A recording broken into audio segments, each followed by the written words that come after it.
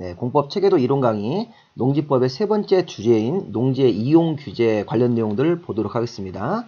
자, 일단 농지의 이용에 관한 규제는 그 농업인 등이 자기 농지를 정당한 이유 없이 농업 경영을 안 하면 뭐 대리경작이라는 걸 정해서 대신 경작하는 사람을 강제로 정하는 제도, 이런 것들이 일단 대리경작이 중요하고, 위탁경영, 그 다음에 농지의 임대차, 이런 것들이 중요한 주제로 보시면 되겠습니다.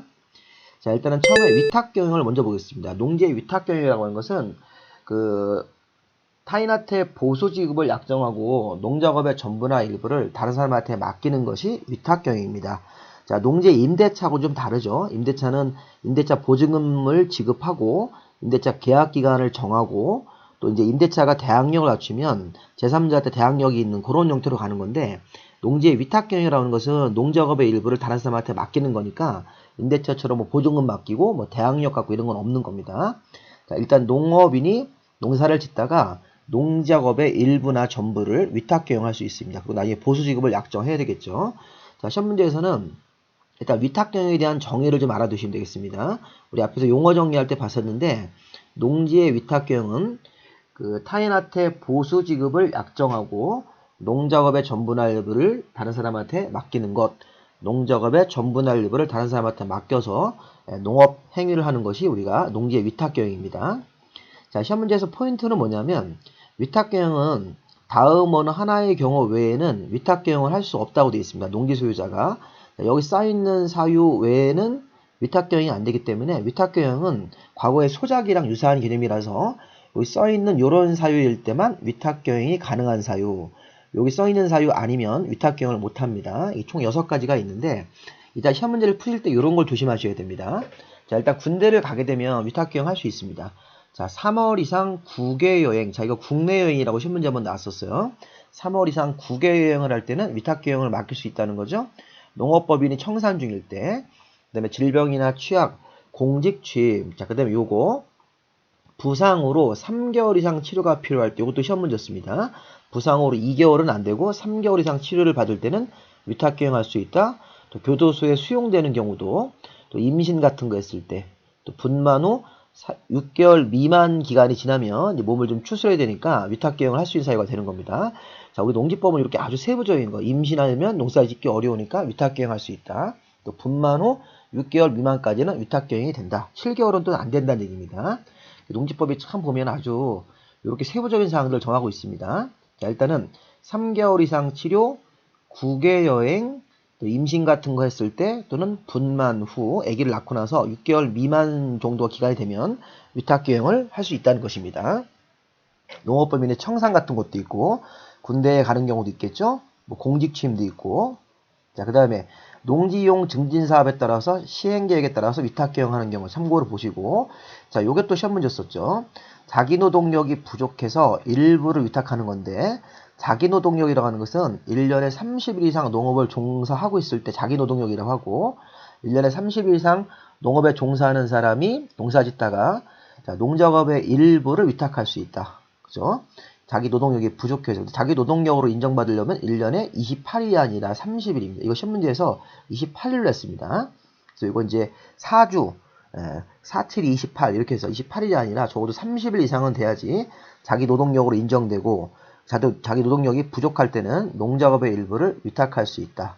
자, 농지를 위탁경영으로 다른 사람한테 맡길 수 있는 사유, 3개월 이상 국외여행, 그 다음에 3개월 이상 치료가 필요할 때 부상당해서, 교도소에 수용될 때, 임신이나 분만 후 6개월 미만일 때, 이런 거 좀 보시고, 기간이 있으니까. 그리고 자기 노동력으로 농업 경영을 하다가 자기 노동력이 부족하면 일부를 위탁할 수 있는데, 자기 노동력이라고 하려면 1년에 30일 이상 직접 농업에 종사하고 있을 때 자기 노동력으로 인정을 받는다. 이렇게. 자, 그 다음에 이제 대리경작제도. 자, 대리경작자는 농지 소유자나 임차인이 정당한 사유 없이 농업 경영을 안 하고 있을 때는 대신 경작할 사람을 강제로 정하는 제도. 대리경작은 대신 경작할 사람을 강제로 정하는 겁니다. 농지 소유자가 원하지 않더라도. 자, 일단 시군구청장이 정합니다. 시군구청장이 유농지라고 판단이 되면 농지 소유자나 임차인을 대신해서 경작할 대리경작자를 정할 수 있는데, 대리경작은 직권으로 시군구청장이 바로 정할 수도 있고, 또 이웃 농업인 같은 사람들의 신청을 받아서 대리경작도 할 수 있습니다. 시군구가 유효농지에 대해서 직권 또는 신청을 받아서 대리경작을 정할 수 있다. 근데 여기 써있는 노란색 유효농지는 정당한 사유가 있으니까 대리경작 지정하시면 안 됩니다. 대리경작 지정 대상이 아닌 것들. 왜냐하면 정당한 이유가 있어서 휴경하는 거니까.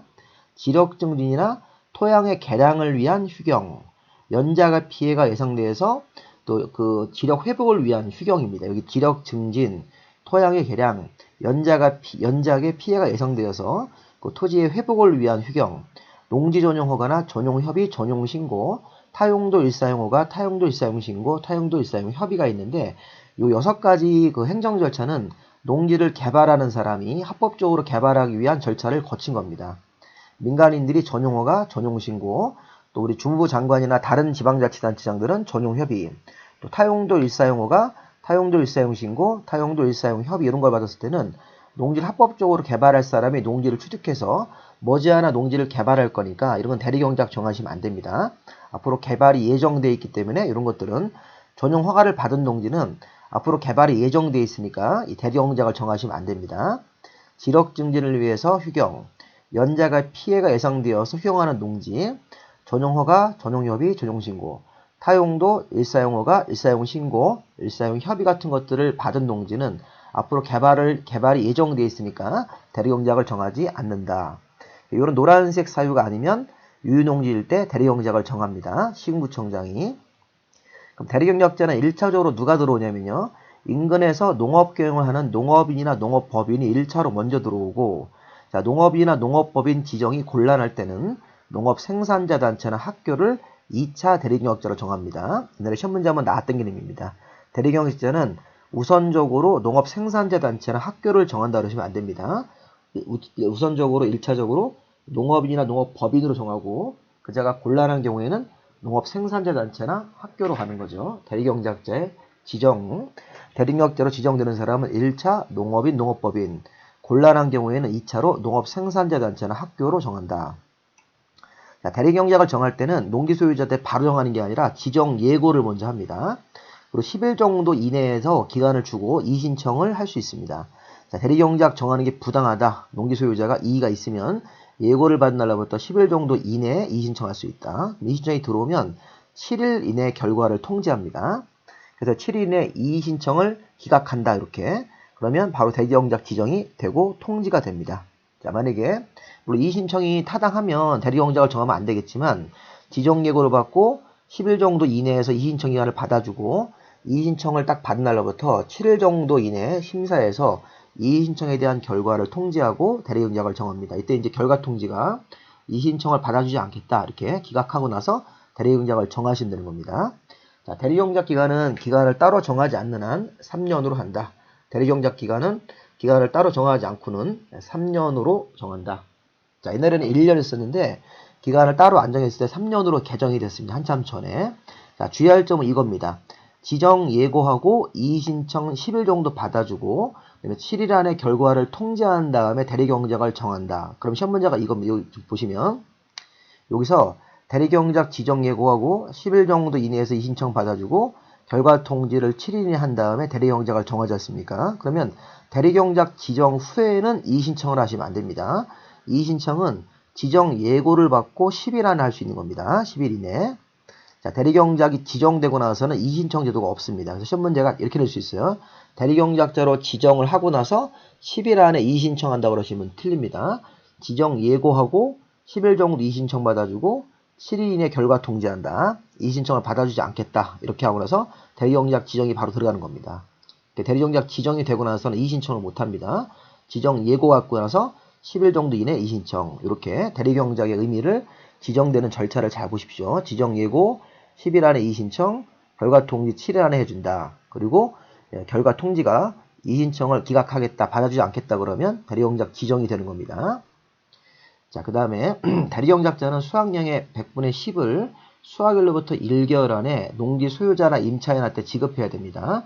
그러니까 자기가 90%를 뺏어간다는 얘기겠죠. 대리경작자는 대신 경작한 사람이 대리경작자가 수확량의 90%를 가져가고 100분의 90을 가져가고 그 농지 소유자가 10% 정도를 받아가도록 이렇게 사용료로 지급을 합니다. 수령을 거부하면 공탁하면 되는 거죠. 수확량의 100분의 10을 2개월 안에 농지 소유자한테 지급하고 대리경작자가 100분의 90을 가져갑니다.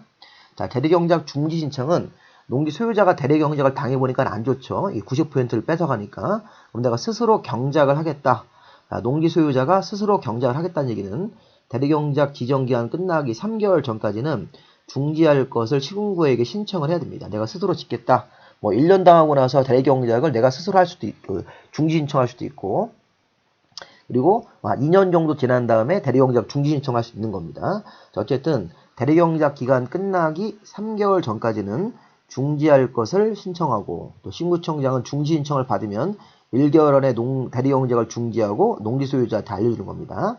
자, 대리경작을 중지하고 싶다. 농지 소유자가 스스로 농사를 짓겠다. 그러면 1년 지난 다음에 또 2년 지난 다음에 할 수도 있고, 대리경작 기간이 3년이라면 3년 그 기간 끝나는 날 3개월 전까지는 중지 신청을 받아줍니다. 3개월 전까지 중지 신청할 수 있다. 그러면 1개월 정도 이내에 중지를 결정하고 농지 소유자한테 알려주게 되어 있습니다. 그리고 이 대리경작 요런 해제 사유가 하나가 더 있는데, 자, 대리경작 농지 소유권자가 정당한 사유를 나중에 밝혔든지, 대리경작자가 경작을 게을리했을 때, 대리경작자가 수확량의 100분의 10을 공탁 같은 걸 해야 되는데, 지가 다 갖는다든가, 100%를 다 갖는다, 이렇게 되면, 대리경작자의 하자가 있는 거예요. 대리경작자가 하자가 있을 때, 경작을 게을리하거나, 대리경작자가 10%까지 마저 다 가져간다든가, 또 대리경작 농지 소유권자가 정당한 사유를 나중에 소명했을 때, 이런 경우는 그 기간 만료 전이라도 대리경작 중간에 해지할 수도 있습니다. 이렇게 대리경작자에게 하자가 있거나, 그 농지 소유권자가 정당한 사유를 나중에 소명했을 때, 또 대리경작자가 농사를 못 짓겠다고 지정 신청을 하면 기간하고 상관없이 지정 신청 같은 거, 그 대리경작을 중간에 해지할 수도 있다는 것입니다. 대리경작 얘기들 한번 쭉 읽어보시고요. 자, 마지막으로 농지의 임대차 부분. 자, 농지 임대차는 농지 소유자하고 농지 임차인하고 이제 계약을 체결해서 보증금도 받고, 이렇게 임대차 계약 내용을 정하고, 또 대항력을 갖추면 대항력도 갖고, 이렇게 마치 주택 임대차처럼 농지를 임대차 계약을 해서 뭐 경우에 따라서는 뭐 5년도 있고 3년도 있고, 또 길면 10년까지도 대리경작 임대차 같은 기간을 정해서 할 수 있는데, 자, 일단 시험 문제에서는 농지 임대차는 임대차 또 사유가 있습니다. 아까 우리 위탁교형처럼 농지도 아무 때나 막 임대차 하는 게 아니라, 여기 파란색으로 써있는 이런 것들이 기본적으로 농지를 임대차, 사용대차 할 수 있는 사유가 되는 거예요. 다음은 하나의 경우를 제외하고는 임대차 할 수 없으니까, 여기 1번부터 몇 번까지 있나요? 12번 지나고 16번까지 있습니다. 되게 많죠? 자, 다 외우지 마시고 중요한 부분들만 눈으로 쓱 보시는 거예요. 제가 이제 한번 찍어 보겠습니다. 자, 농지를 임대차 할 수 있는 사유. 자, 일단은 국가나 지방자치단체가 농지를 소유하고 상속으로 소유하는 사람, 8년 이상 농업경영하다가 이농하는 사람은 뭐 10,000제곱미터까지, 담보농지. 자, 우리 좀 전에 이런 것들은요, 국가나 지자체 상속 이런 것들은 우리 앞에서 농업경영을 본업으로 하는 자가 아닌 자도 소유할 수 있는 사유들이죠. 농업경영을 하지 않더라도 국가나 지자체 상속받은 뭐 상속인들, 8년 이상 농사 짓다가 이농하는 사람은 농사 안 져도 10,000제곱미터까지 갈 수 있다. 금융기관의 담보농지. 그럼 이런 사람들은 농업경영자가 아니어도 소유할 수 있으니까 소유를 하면서 이 농지를 임대차 할 수 있다는 얘기입니다. 그래서 1, 2, 3, 4 전용허가나 전용 신고를 한 농지들, 농지개발사업지구에서 1,500 미만의 농업부지, 평균경설 15% 이상 농지, 농어촌공사나 매립농지, 농지를 수용해서 취득하는 경우, 이런 것들은, 이 파란색 부분들은 우리 앞에서 농업경영을 하는 자가 아니더라도 소유할 수 있는 사유들. 그러니까 농업경영자가 아니어도 농지를 소유하고 그 농지를 놀리지 말고 임대차 할 수 있다는 겁니다. 이런 사유가 있으면. 그래서 1번부터 9번까지는 우리 앞에서 농업경영자가 아니어도 소유할 수 있는 사람들, 그거에 대한 사례입니다. 이렇게 보시면 유사하게 국가나 지자체 농사안져도 소유할 수 있다. 대신 농지를 소유한 다음에 임대차 계약을 체결하는 겁니다. 상속으로 취득하는 사람도 농사를 짓지 않더라도 임대차 계약을 체결해서 농지를 소유할 수 있고, 8년 이상 농업경영에다가 이농을 하니까 농사 안 짓죠? 소유할 수 있는데 10,000제곱미터까지 소유하면서 임대차 계약 같은 걸 체결할 수 있다. 담보농지를 취득한 금융기관, 전용허가나 전용신고, 전용협의를 마친 그런 농지가 아직 개발이 안 들어가고 있으면 그 개발 들어가기 전까지는 농지를 임대차 할 수 있습니다. 1,500 미만의 농업부지, 평균경소의 15% 농지, 이렇게 쭉 한번 읽어보시고요. 자, 문제는 11번부터 좀 잘 보세요. 11번. 자, 이것도 아까 위탁교형과 비슷하게 질병, 징집, 취약, 공직침, 이거 또 나왔네요. 부상으로 3개월 이상 치료, 아까 위탁교연과 비슷합니다. 자, 부상으로 3개월 이상 치료가 필요할 때, 교도소에 수용될 때, 3월 이상 국외여행 또 나왔네요. 이거 임대차, 위탁교연과 같습니다. 사유가. 자, 하나 더 추가하시면, 60세 이상 나이가 들어서 더 이상 농업경에 종사하기 어렵게 됐다. 그런데 이 사람이 현재 농사를 짓고 있는 기간이 5년이 넘으면 이게 농지를 임대차하는 사유가 됩니다. 60세 이상 되고, 자, 5년 이상, 5년 넘게 농업경영을 한 자, 자기가 농업경영한 기간이 5년이 넘으면 임대차할 수 있다. 3개월 이상 국외여행, 3개월 이상 치료 이런 것들. 그리고 주말 체험 영농으로 하려는 사람들한테 농지를 임대할 때, 자, 어떤 사람이 주말 체험을 하겠다고 제가 갖고 있는 농지를 좀 빌려달라고 하면 요게 주말 체험하는 사람들한테 빌려줄 수 있다는 거죠.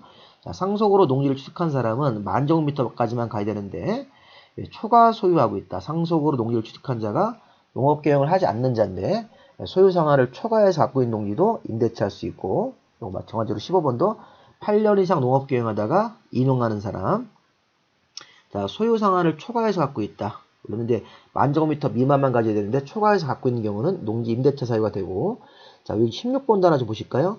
이모작을 위해서 8개월 이내로, 자, 요거 8개월 이내를 뭐 12개월 이내로 이렇게 바꿀 수 있으니까 이모작을 위해서 농지를 임대차할 수 있다. 그러니까 처음 농사는 내가 짓고 두 번째 농사는 뭐 이모작 같은 걸 위해서 임대차 받은 사람들이 농지를 임대차 할 수 있게끔, 여기 16번 같은 거, 그 다음에 13번 같은 거, 임대차 사유, 11번, 12번 같은 걸 잘 보시면 임대차 사유에서 핵심 내용들을 짚을 수 있을 겁니다. 자, 임대차 계약은 당연히 서면 계약을 원칙으로 하고, 계약을 할 때 시장, 구청장, 읍면장님한테 가서 확인을 받고 농지를 인도받으면 제3자한테 대항력이 생깁니다. 여기서 확정일자 같은 건 없는 겁니다. 농지이기 때문에.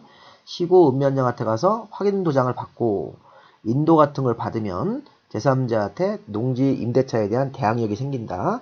자, 양가로 2번이 중요한 건데, 요 농지 임대차 기간은 3년 이상으로 하고 3년보다 기간을 짧게 했을 때는 3년으로 약정된 것으로 보는 겁니다. 일반적인 농지는. 자, 그런데 다년생 식물의 재배지로 쓰거나 온실 같은 거 이런 것들은 요 5년 이렇게 5년으로 하는 겁니다. 5년. 자, 10년짜리는 없는 거고, 자, 여기 그 기간이 3년. 그 다음에 다년생 식물의 재배나 부정식 온실 같은 것들은 이거는 5년까지 임대차 기간이 늘어나는 거죠.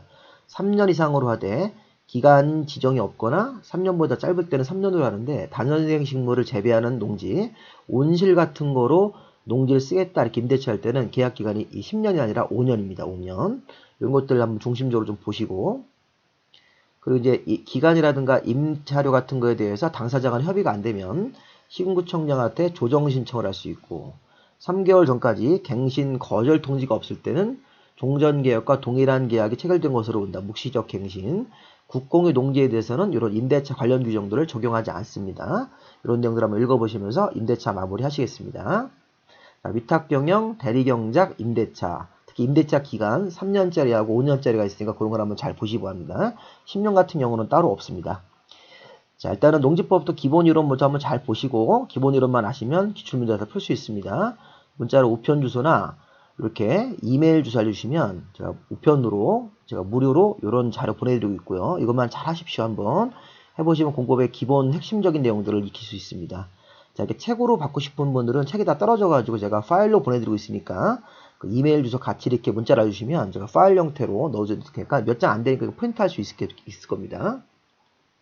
자, 여기까지 마무리하시고, 자, 농지법 문제풀이는 다음 추가로 강의를 만들어서 올리겠습니다. 자, 여기까지 하겠습니다. 수고하셨습니다.